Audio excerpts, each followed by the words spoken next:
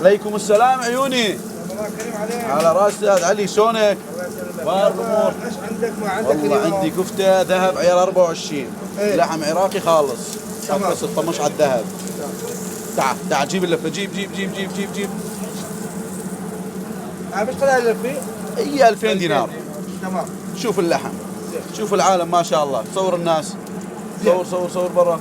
افتح يوميا، افتح من الساعه يا الايام العاديه يعني هسه في رمضان، يعني فتح ساعه بالثنتين للسحور.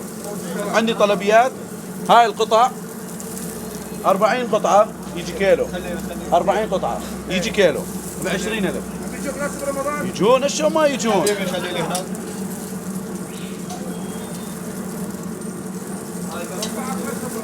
دواسه نفس شارع الدواسه، مقابل فندق دلال، قريب على اللي شايف، يعني بنفس شارع الدواسه.